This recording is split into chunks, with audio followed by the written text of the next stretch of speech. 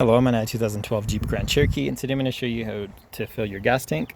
So, from the driver's side here, you should see this button. I'll push this. You might need some power to your vehicle for this to work, but that releases the safety that holds this shut. So this is open now, so you can swing this open.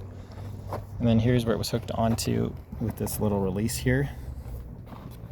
But if you're at the gas pump or with the gas can, you'll just unscrew this cap, and then either with your jug of gas in your gas can or from the spout at the gas pump, just fill as needed. Make sure you're using the proper type of gas as well for your particular make and model. For this exact one, I'd probably use like an 87 unleaded.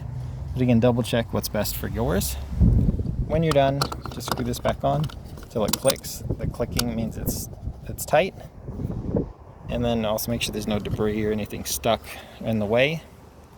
Fold this closed again, and when you push this all the way shut, it's now locked in place again. So we would have to use this button again to open it. But I hope it's helpful. Hope you have a wonderful day.